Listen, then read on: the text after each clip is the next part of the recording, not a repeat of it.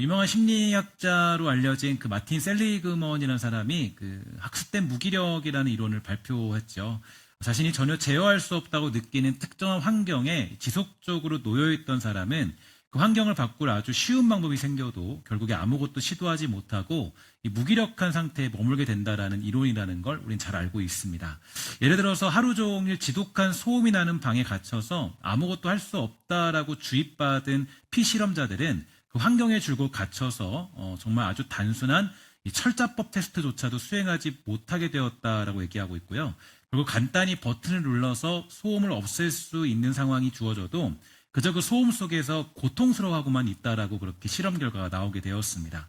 이처럼 학습된 무기력은 굉장히 무섭습니다. 해결책이 있지만 과거에 학습되어 있는 상태에만 머물러서 아무것도 할 수 없도록 만들기 때문인데요. 이러한 예가 바로 출애굽한 후에 광야 생활을 하던 이스라엘 백성들에게도 나타났는데 그들은 분명히 구원받은 백성이 되었지만 문제는 계속적으로 학습되어 있던 그 노예 근성을 버리지 못했다라는 것입니다. 노예는 그저 시키는 일에만 익숙한 사람들이고요. 주도적인 삶을 살지 못하는 특징들을 가지고 있겠죠. 이것이 바로 이스라엘 백성들에게 나타나는 가장 큰 문제였다라고 얘기할 수 있는데 그래서 그 노예 근성을 가지고 살아가던 이스라엘 백성들은 항상 입에서 불평과 원망이 나온 이유가 그러한 상황에 놓였기 때문이에요. 그래서 어떤 문제를 만났을 때 그 문제를 해결하려고 하지 않고 도망칠 수 없다라고 말한 것입니다. 이게 바로 노예 근성의 가장 큰 문제라고 얘기할 수 있는데 한 번도 주도적으로 어떤 문제를 해결한 적이 없었기 때문이겠죠.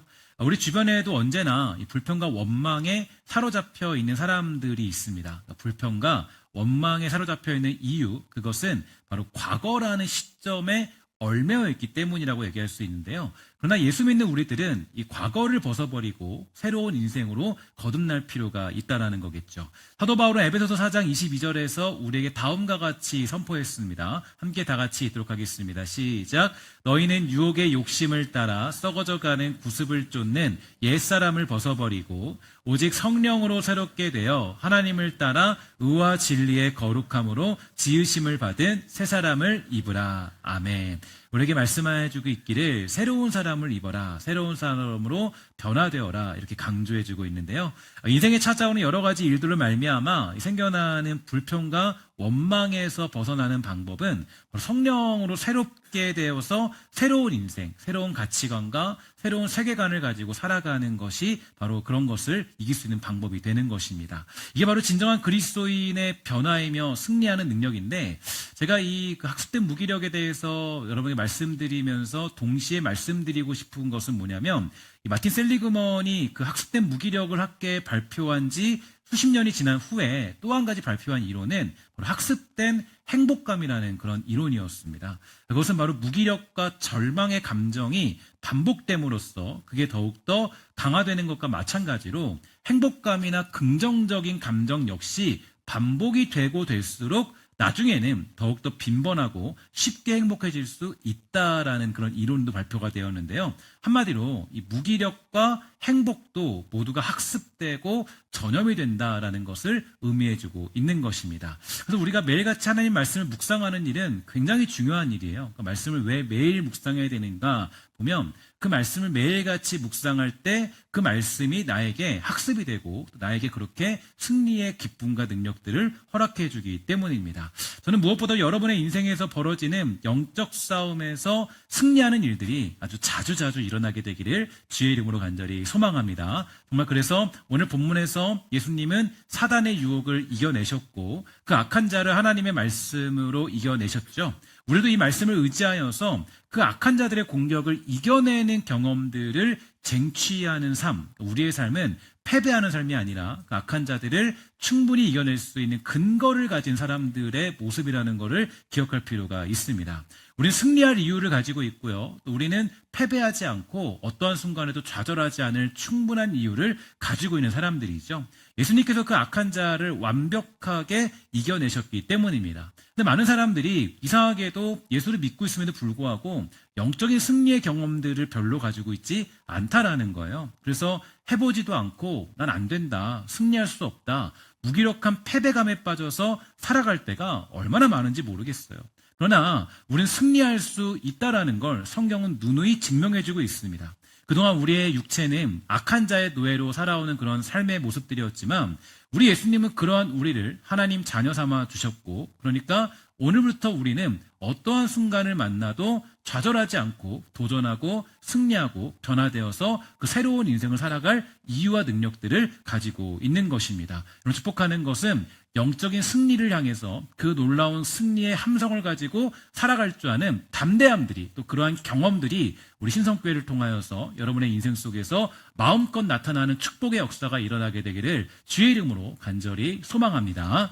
특히 오늘 우리가 보는 본문은 예수님께서 공생애를 시작하시기 전에 이 광야에 나가서 기도하시고 줄이시면서 마귀에게 시험을 받는 장면을 소개해주고 있는데요. 이 말씀에서는 예수님께서 무슨 시험을 받았고 또 어떻게 대답하셨는지를 정확하게 기록해주고 있습니다. 그러나 이 기록의 본질적인 목적을 좀 살펴볼 필요가 있는데, 그 본질적인 목적은 바로 누가복음을 시작할 때 드러났던 것처럼 바로 데오빌로 각하에게 보내진 내용이라는 것을 우리는 염두에 두고 이 누가복음의 말씀을 좀 읽을 필요가 있다라는 거죠. 여러분들 지금 누가복음을 아마 매일같이 묵상하고 있을 텐데요. 이 누가복음을 여러분들이 읽을 때 반드시 기억해야 될 것은 이 누가복음서가 그냥 일반적인 사람들이 아니라 그 데오빌로 각하라는 사람에게 작성된 예수님을 설명하는 복음서라는 것을 기억할 필요가 있습니다.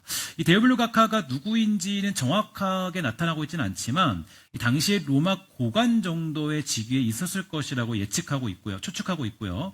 또 현직이든 전직이든 로마 정권의 고위층에 있는 사람이라고 그렇게 해석해주고 있습니다. 그러니까 지금 누가는 유대 기독교적인 전통에 대한 이해가 충분하지 않은 사람에게 예수님을 설명하고 그 의미를 전하려고 이 복음서를 쓴 것이라고 얘기할 수가 있을 텐데요. 이 다른 복음서들은 어느 정도 신앙의 지식이 있는 사람에게 작성된 것이 복음서의 내용들입니다. 근데 누가복음만큼은 좀 다르죠. 그러니까 누가복음만큼은 조금 이방인들을 염두에 두고, 그러니까 어떤 언약적인 지식이나 성경적인 기본적인 지식들이 없는 사람들이 그렇게 보게 되는 복음서가 누가복음서예요. 그래서 앞서 보았던 여러 가지 이야기들 역시 이런 부분들을 고려하여서 누가는 복음의 내용들을 서술하게 된 것입니다. 간단한 예로 예수님의 탄생과 그 일화들에 관하여서 누가는 이제 언약적인 기반보다는 사실적인 근거들, 그리고 또 그것을 증명해 줄 수 있는 어떤 사람들을 부각시켜 가면서 일반적인 사건들을 통해서 예수님의 태어나심에 대한 당연함과 그 정당성에 대해서 설명해 주고 있습니다. 쉽게 말해서 다른 복음서는 언약적인 측면에서 예수님의 탄생이 조금 더 깊이 강조되고 있다면 이 누가복음은 이제 사실적인 측면, 일반적인 측면 속에서 그렇게 이 예수님의 탄생을 인정하는 그런 것들이 강조되고 있다라는 것인데, 여기서 우리는 성경을 읽을 때에 반드시 염두에 두어야 될 것이 있죠. 그건 바로 이 성경의 내용을 처음 접하게 되는 원독자, 1차 독자가 누군가에 대해서 반드시 염두에 두고 성경을 묵상한다면 여러분들이 더 깊고 풍성하게 하나님 말씀을 깨달을 수 있다라는 것입니다. 누가복음을 읽으면서 여러분들이 한번 데오빌로 각하라고 생각을 하고 이 책을 읽으면 좀 좋을 것 같아요. 저는 그래서 그런 것들을 많이 생각을 하는데, 제가 이런 부분에서 이 성경을 읽을 때 가장 크게 이렇게 좀 감동 있게 읽었던 부분은 어디냐면 창세기를 읽을 때였어요. 창세기를 읽을 때, 그때 창세기를 읽을 때, 창세기는 뭐 이제 그 제가 신앙생활이 아주 오래됐으니까 뭐 거의 뭐 몇 번 읽었겠죠. 그래도 이렇게 눈으로 보고 또 이렇게 창세기는 매일 앞에 있으니까 읽었는데 별로 감동이 없었습니다. 근데 창세기를 제가 이제 읽으면서 좀 감동이 깊게 있고 깨닫게 된 때가 언제였냐면, 그러니까 창세기의 원독자가 되었을 때, 내가 원독자가 되었을 때 창세기가 의미하는 것들이 무엇인지가 아주 정확하게 보이면서 창세기가 해석이 되더라고요. 그러니까 이제 창세기의 원독자는 누구냐면 출애굽하여서 가나안 땅으로 가야만 하는 이스라엘 백성들이 읽는 것이다라고 한다면 굉장히 그 의미가 달라지는 것입니다. 그들은 창세기를 읽으면서 하나님이 어떤 분이신지를 알게 되었을 것이고, 또 하나님의 언약 가운데 결국 자신들이 차지하게 될 그 가나안 땅을 향하여서 이 길을 왜 가야 되는지, 왜 우리가 출애굽하여서 또 이 길을 가야 되는지에 대해서 창세기를 통하여서 정확한 이유와 근거를 알게 된 것이죠. 창세기가 없었다면 이들은 그냥 하나님이 가라라고 했을 때 그냥 가는 것 뿐이에요. 근데 창세기를 읽게 됨으로써, 창세기를 알게 됨으로써 그들이 왜 가나안 땅에 가야 되는지를 알게 되었다라는 겁니다. 그래서 하나님이 우리에게 가나안 땅에 명령하신 분은 천지를 창조하신 분이시고, 또 우리 가나안 땅을 차지해야 되는 이유는 하나님께서 아브라함과 또 뭐 이삭과 야곱과 요셉을 통하여서 우리에게 약속하고 허락해 주신 땅이기 때문에 그 가나안 땅에 가야 되는 것이구나, 이것이 설명되어지는 내용이 바로 창세기의 내용이라는 거. 창세기의 원독자가 이것을 받아들였을 때 그 배경들을 내가 생각을 하고 말씀을 읽게 되면 더욱더 이제 크게 이제 그 말씀들이 나에게 깨달아지고 이해될 수 있다라는 것입니다. 여러분, 그래서 이제 좀 질문해 보면 누가복음도 마찬가지예요. 그러니까 이제 여러분, 그 복음서가 몇 권이 존재하죠? 우리가 지금 정경으로 받아들이는 복음서가 4권입니다. 4권인데 뭐예요? 몇 권이에요? 마태복음, 그죠? 그 다음에 또 뭐예요? 마태, 마가, 누가, 요한복음. 이건 다 아시는 거죠? 그죠? 저만 알고 있는 건 아니죠? 그죠? 다 같이 알고 있죠? 우리 공통적으로 알고 있어요. 근데 이 복음서를 다 알고 있습니다. 근데 여러분 생각해 보세요. 왜 복음서가 4권이나 될까요? 이게 조금 독특한 게, 여러분 생각하기를 복음서가 굳이 4권일 필요가 있나? 하나로 잘 사실적으로 써놓으면 그게 조금 더 이제 편할 텐데, 복음서가 이렇게 작성되어 있고 저렇게 작성되어 있고 왜 복음서가 4권이나 되지? 이 고민들을 많이 하게 되잖아요.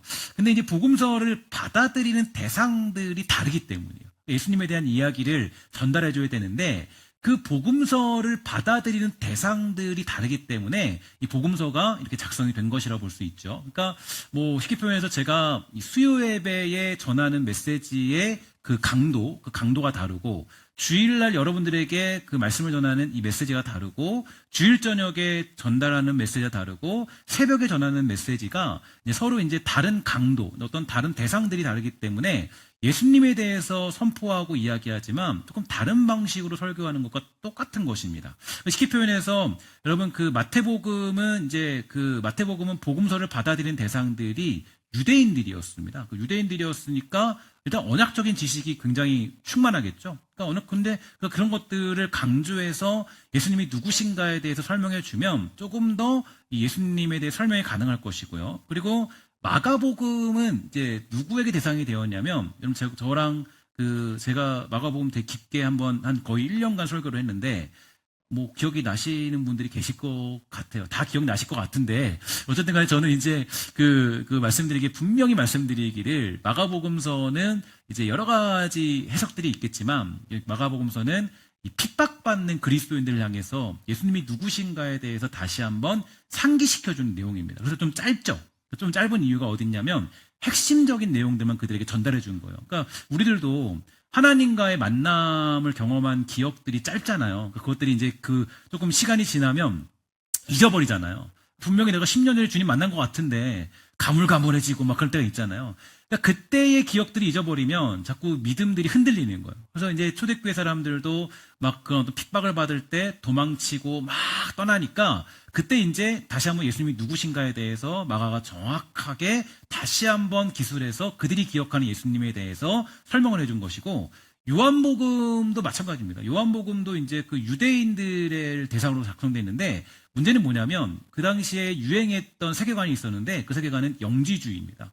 영지주의에 빠져있는 그런 유대인들, 또 예수 믿는 사람들, 그런 사람들에게 그 영지주의를 배격하고 복음에 대한 진짜 모습, 예수님에 대한 진짜 이야기들을 해주고 있는 것이 바로 요한복음서죠. 그러니까 이제 복음서는 그렇게 이제 받아들이는 1차 독자가 있다라는 것이고, 즉 원독자들에게 설명되고 있는 내용을 지금 우리는 접하고 있기 때문에, 그러한 배경들을 여러분들이 기억하면서 말씀을 읽는다면, 이 말씀이 왜 이렇게 작성되었는지에 대해서 조금 더 다른 해석들을 가지고 해석할 수 있게 돼요. 그냥 사실적인 부분으로 해석하면 이제 이게 뭐 복음서가 다 똑같으니까 이게 굳이 이렇게 될 수 있을까라고 생각하지만, 누가복음에서 누가가 예수님의 시험 사건을 여기다 배치하고 또 이렇게 기술했던 것에 대한 거기에는 이유와 목적이 바로 담겨져 있다라는 거예요. 누가만 가지고 있는 누가복음서 가지고 있는 그런 모습들.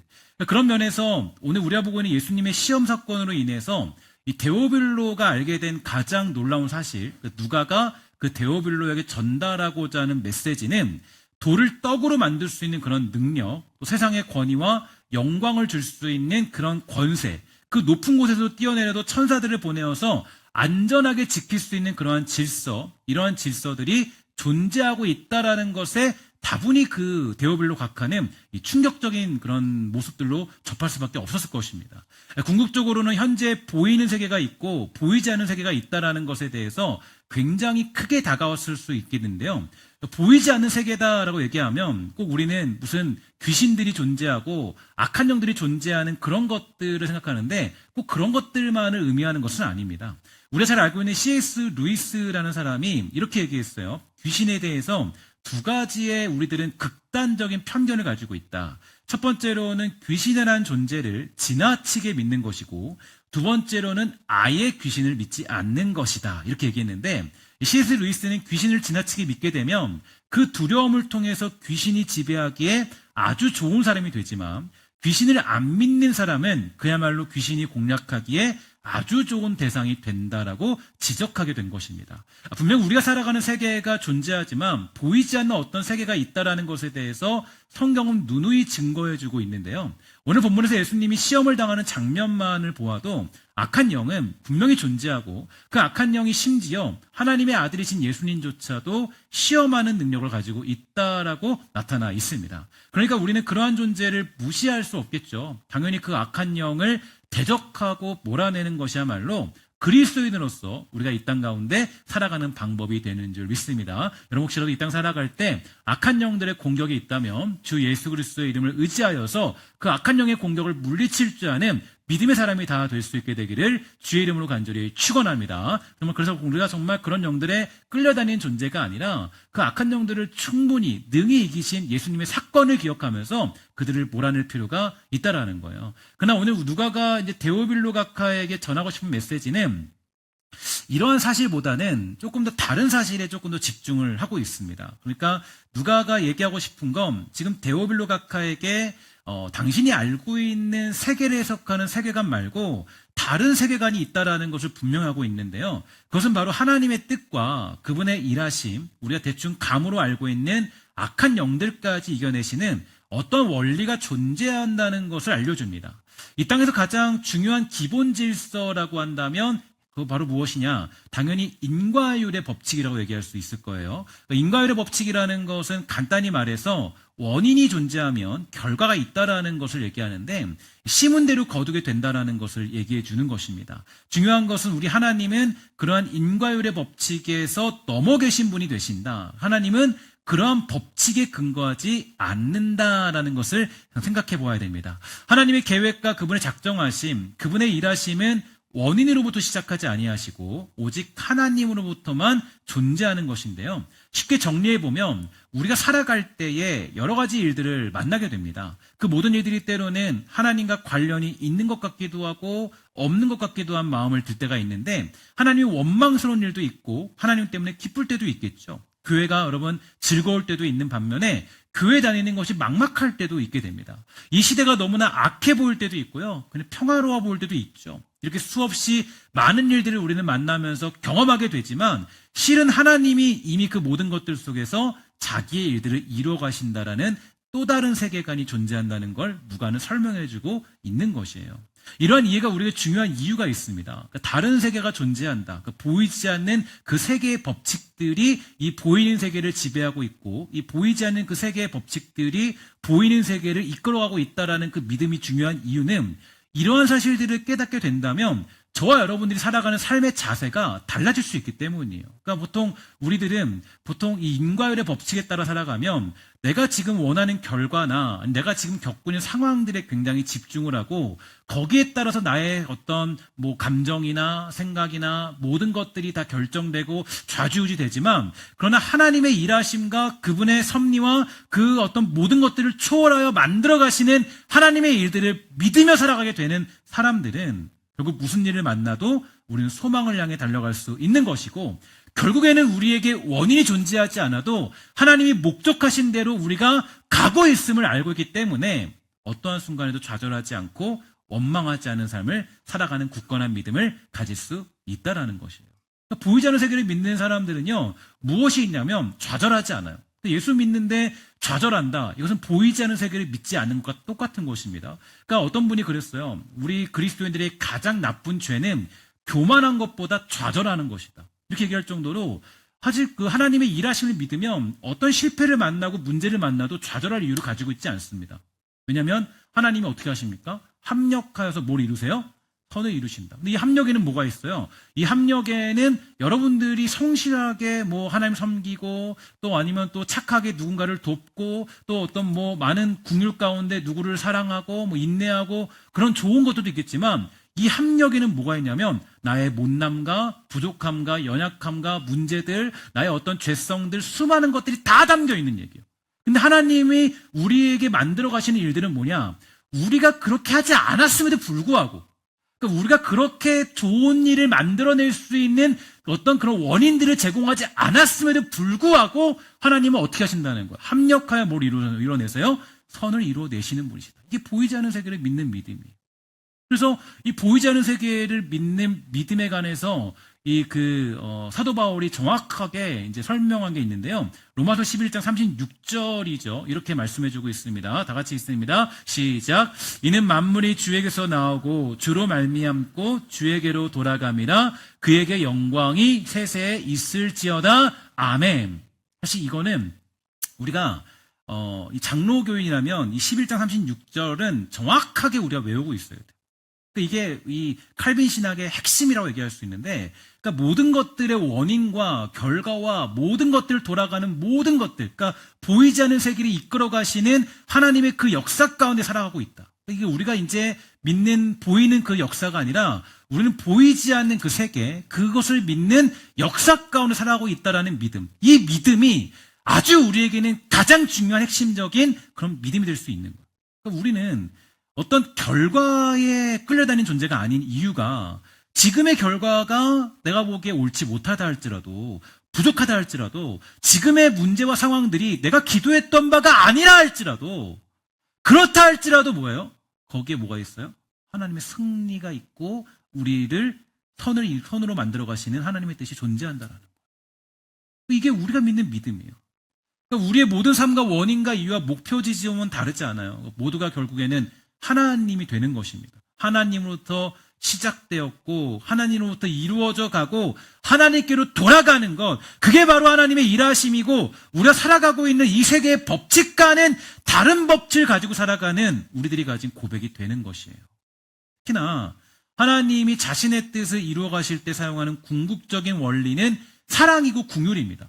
심판과 정죄가 아니라 사랑과 긍휼로 합력하여서 선을 이루어 가심이 얼마나 감사한 일인 줄 아십니까? 만약에 하나님께서 그 선을 이루어 가시는 과정에 심판과 정죄로 자기 일을 이루어 가시고 완성하신다면 우리는 굉장히 괴롭고 슬픈 인생을 살아갈 수밖에 없겠지만 하나님이 목표하시고자 하는 일들을 이루어 가시는 원리와 그 원동력을 보면 사랑과 긍휼이라는 그 톱니바퀴가 바로 하나님의 일들을 이루어 가시는 과정이 되는 거예요.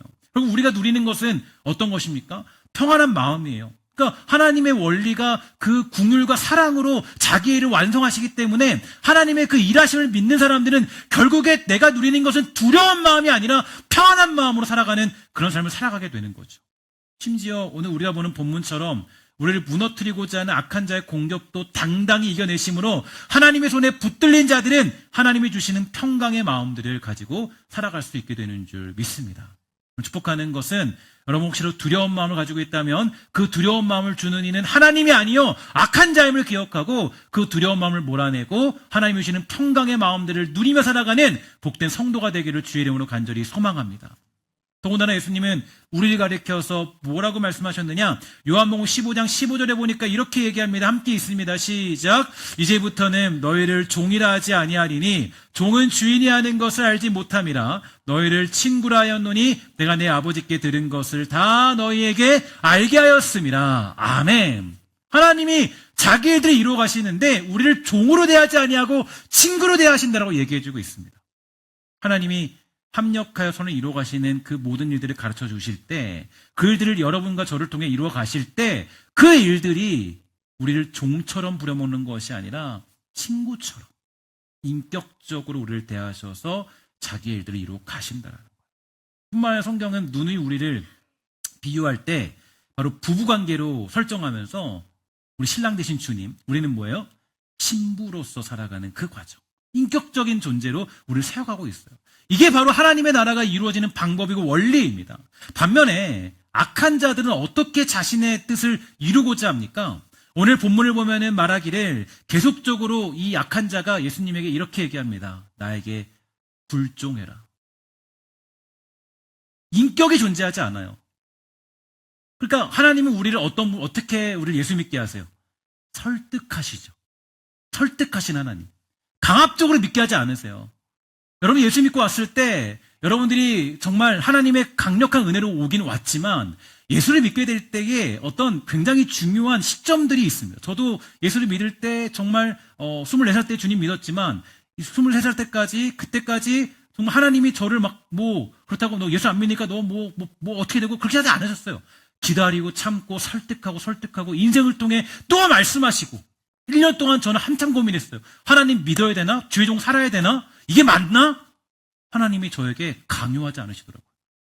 설득하시고 말씀하시고 인격적으로 나를 기다려주시고 그게 하나님의 방법이에요. 근데 악한 자들은 어때요? 오늘 말씀도 보면은 악한 자들은 이거예요. 야, 너 나에게 무릎 꿇으면 내가 줄게. 주문 같은 거요, 주문 같은 거. 그냥 굴종해라. 그냥 너가 나에게 꿇으면 나 다 줄게. 이렇게 해요. 그러니까 하나님은 우리를 구원하시기 위해서 인격적인 방법으로 회복을 이루어내십니다. 성경은 회복의 책이지 않습니까? 그런데 이 회복의 역사를 보면 우리를 굴종시키며 회복시키는 것이 아니라 인격적으로 우리를 설득하고 기다리시며 하나님의 선하신 일들 속에서 그 손안에서 하나님이 우리를 인도해 가시는 것을 볼 수가 있게 됩니다. 그래서 악한 자는 그저 자기 말에 따르면 그냥 주겠다라는 것이에요. 사랑도 존재하지 않아요. 거기에 긍휼도 없습니다. 그러니 관계가 성립되지 않아요. 기다림이 없고 거기에 참음이 없고 인내가 없습니다. 설득이 없습니다.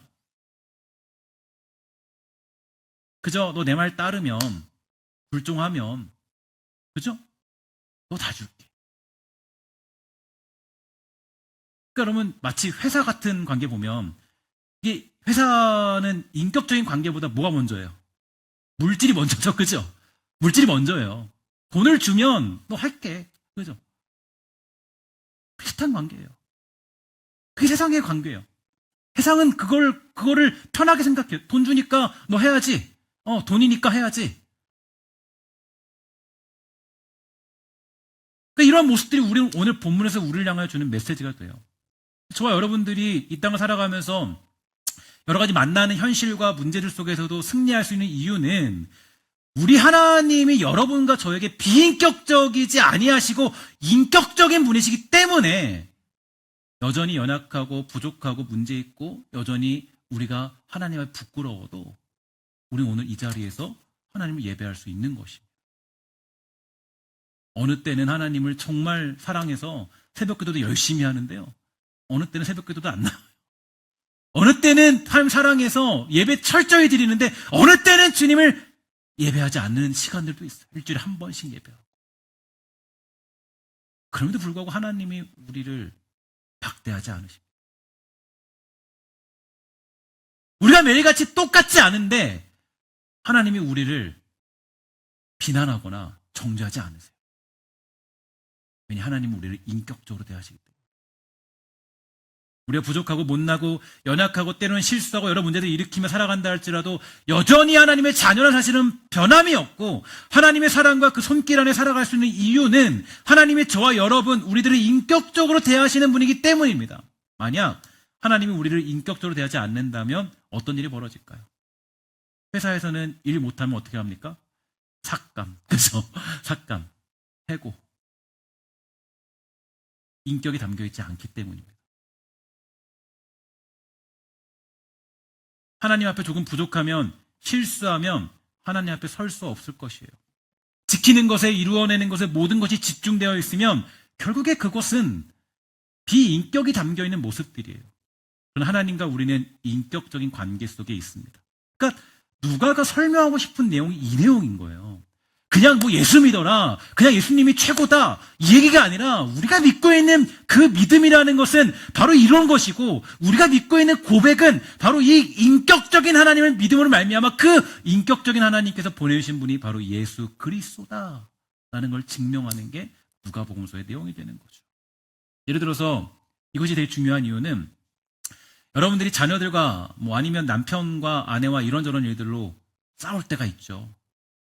싸우거나 화가 난다 할지라도 같이 앉아서 밥을 안 먹진 않습니다. 밥을 안 먹는 분들도 꽤 계시는 것 같은데, 그죠? 그래서 예.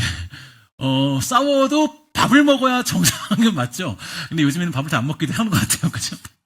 어쨌든 싸우거나 화가 나도 그래도 같이 앉아서 밥을 먹어요. 그러니까 그래서 밤에 막 그러잖아요. 자녀들, 야, 너는 왜 공부도 안 하고, 너는 왜 그러는 거야? 왜 엄마 속을 왜 쓰고, 왜, 싸워요. 저희 집 얘기가 아닙니다. 그래서 이런 경우 오해받아서 그런데 제 얘기 아니고, 저희 화평하게 잘 지내고 있어요. 근데 어쨌든 간에, 막 싸워요. 엄마랑 막 딸이랑 막 싸워요. 엄마랑 아들이라 그래요. 엄마랑 아들이랑 막 싸워요. 막 싸우면, 막 싸우고 나서, 그 다음날 엄마가 아들 밥 차려줘요, 안 차려줘요? 안 차려주나요? 요즘에는? MZ들은 안 차려주나? 차려주죠? 그죠? 아니, 아무리 싫어도 어때요? 아무리 싫어도 갈 때, 뭐, 밥은 안 차려줘도 갈 때 주먹밥으로 하나 넣어서, 야, 가져서 먹어! 그리고 보내요. 그러니까 아무리 싸워도 그래요. 남편 때문에 씩씩. 그래도 남편 때문에 막 씩씩거리다가도 자기도 모르게 저녁밥을 차리고 있는 그 모습들, 그죠? 막 싸우고 나서도. 남편이 잘못하면 밥을 줘야 돼요, 말아야 돼요? 그래서 줘야 되죠. 이 정상이 줘야 되는 거예요. 줘야 돼요. 아무리 잘못해도. 그게 부부관계인 거예요.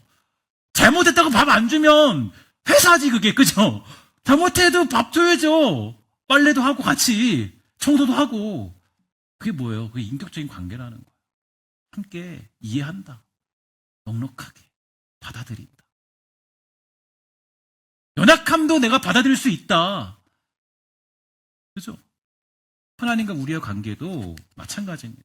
그분이 인격적으로 우리를 대하면서 저와 여러분을 설득하시고 자기의 뜻을 그렇게 이루어가신다는 사실이야말로 우리에게 있어서 결국에 우리가 승리하는 자리에 가는 이유이며 능력이 되는 줄 믿습니다. 그렇기 때문에 여러분, 종종 우리가 기도할 때 하나님 앞에 때를 쓸 수도 있고요. 요청할 수도 있는 것이고 하나님과 대화하며 합의를 도출할 수도 있습니다. 꼭 정확한 주기도문과 정확한 그 문장 가지고 기도하는 것이 아니라 때로는 내 연약한 마음 가지고 기도할 수도 있는 것이고 매달릴 수도 있는 것이고 하나님 앞에 내가 정말로 막 화를 낼 때도 있는 것이고 하나님과 관계가 주종적인 관계가 아니기 때문이에요. 물론 결국에는 하나님의 뜻에 순종하게 되지만, 그러나 우리가 하나님과 기도하는 것은 결국 주문을 외우면 오늘 본문에 등장한 사단이 제안한 것처럼 세상이 주어지고 먹을 것이 채워지면서 명예롭게 되는 것이 아니라 하나님의 뜻이 관철되어지고 나의 의지가 꺾이며 하나님께서 우리를 구원의 완성으로 인도하는 방법이 된다라는 것에 우리는 놀랄 수밖에 없는 것입니다. 여러분, 때때로 기도하다가 응답받지 못해서 원망스러울 때 있죠. 하나님, 저 기도했는데 왜 안 들어주시는 거예요? 하나님, 기도하는데 왜 안 들어주시는 거예요? 근데 여러분, 따라합시다. 응답받지 못함에 감사합시다. 목사님 왜 그러십니까? 저를 괴롭게 만드시죠? 그럴 때 있는데 응답받지 못함이 감사한 것입니다. 왜 그런지 아세요? 하나님께서 우리에게 인격적으로 대하신다라는 증거이기 때문에. 그러니까 우리나라 속담에도 있죠. 미운 놈일수록 뭐 줍니까? 떡 하나 더 준다. 왜 그래요? 생각 없으니까 그냥. 얘는 미우니까 얘 미래에 대해 생각하고 싶지 않은 거예요. 네가 어떻게 되든 말든. 되든 말든 그냥 너 떡 하나 먹고 그냥 그래. 그냥 지금 만족하고 살아. 근데 어때요? 내 자녀는 떡을 줄까 말까 고민하죠. 이 떡 먹으면 얘 살찔 텐데. 그죠? 이 떡 먹으면 얘 건강이 안 좋아질 텐데. 이 밤에 지금 떡을 먹는다고. 아유, 야, 이 밤에 무슨 떡을 먹니? 지금 빨리 자라. 안 들어주는 거야. 근데 미운 놈은 어때요? 잘 있지든 건강이 나빠지든 말든 상관 안 해요. 떡 하나 더 주는 거예요. 부모님은 그래요. 부모님은 떡 하나 줄 때, 간식 뭐 하나 줄 때 다 고민하는 겁니다. 심사숙고하고 고려하고. 엄마 떡 좀 줘. 그러면 이제 엄마는 야, 지금 몇 시인데 너 지금 밥 먹겠다는 거니? 그만하고 자라. 그럼 뭐예요? 응답하지 못한 거죠, 그죠? 근데 그게 여러분 비인격적인 것입니까? 부모님 잘못한 거예요? 아니죠. 부모님은 어때요? 그 아이를 생각하고 그 아이가 내 자녀이기 때문에 그 기도에 응답하지 않을 수도 있는 것입니다. 그러니까 우리는 보통 생각하기를 기독교조차도 많은 설교의 내용도 아쉽지만 그럴 때가 있어요. 사단적인 그런 그 제안들을 기독교인처럼 둔갑할 때가 있어요. 여러분 사단적인 제안들이 되게 놀라운 게 여러분 잘 기억하셔야 됩니다. 사단이 지금 이 예수님을 공격할 때, 유혹할 때 그 방법이 말씀을 곡해한 거예요. 하나님의 말씀을 인용해서 그 말씀대로 그대로 예수님께 시험을 건 겁니다. 여러분 그래서 여러분 잘 보면 기독교도 오해받는 게 내가 기도하면 응답받아야 된다고 생각해요. 무조건. 그럼 그거는 주문을 외우는 비인격적인 행위밖에 되지 않는 거죠. 내가 기도할 때 응답받지 않는 것들이 있어야 하나님이 뭐예요? 하나님이 나를 인격적으로 대하시다라는 증거와 증명이 되는 것입니다. 근데 우리는 하나님께 비인격적인 하나님을 요구할 때가 많이 있어요. 하나님, 내 기도에 응답하셔야지 하나님이지 왜 응답하지 않는 겁니까? 혹시 아무리 때를 써도 응답이 없습니까? 아무리 매달려도 하나님이 들어주지 않는다고 좌절하지 마십시오. 그것에 하나님의 사랑이 담겨 있고 우리를 향한 불붙는 사랑과 그분의 일하심이 바로 그 응답받지 못함에 담겨 있는 것입니다. 세상 사람들은 응답받은 것 때문에 간증하지만 우리 교회 성도님들은 응답받지 못함에 간증할 수 있는 믿음의 능력들이 있게 되기를 주의 이름으로 간절히 소망합니다. 그게 진짜 믿음이에요. 하나님이 나를 사랑한다라는 그것을 깨닫는 것이고 보이지 않는 세계를 믿는 믿음을 증명하는 그 놀라운 믿음의 자리. 오늘 이 말씀을 통해서 누가복음을 통해서 우리가 하나님의 자녀라는 증거가 보여지고 있습니다. 우리가 믿는 것이 무엇인가가 정확하게 드러나고 있습니다. 사단은 언제나 우리를 굴종시키려고 하지만 하나님은 그것이 목적이 아니십니다. 우리를 사랑하는 것이 목적이고 우리가 하나님을 진심으로 경배하고 사랑하는 자리에 있게 함이 목적이 되는 줄 믿습니다. 사랑하는 성도들 모두가 이 보이지 않는 세계를 믿는 믿음을 가지고 주어진 이 시대와 이 삶과 이 세계 속에서 정말 인격적인 하나님과 동행하며 살아가는 기쁨과 은혜들이 있게 되기를 주의 이름으로 간절히 소망합니다. 기도하겠습니다. 아버지 감사, 이 땅 살아갈 때에 우리를 불러주시고 우리가 하나님의 일하심 앞에 살아가는 주의 백성이라는 사실을 깨닫게 하시니 주님 참으로 감사합니다. 하나님, 때로는 내가 기도 응답을 받지 못한다 할지라도 내가 원하는 일들이 이루어지지 않고 완성되지 않는다 할지라도 그 모든 일 속에 하나님을 원망하고 좌절하는 것이 아니라 주어진 인생 가운데 하나님의 놀라운 역사를 믿으며 살아가는 복되고 아름다운 성도가 될 수 있도록 주여 돌보아 주시옵소서. 응답받은 일에만 감사하는 것이 아니라 내가 응답받지 못하고 있음에도 하나님의 뜻과 역사가 있음을 고백할 줄 아는 믿음이 우리 안에 있도록 주여 돌보아 주시옵소서. 모든 말씀 예수님의 이름으로 간절히 기도합니다. 아멘.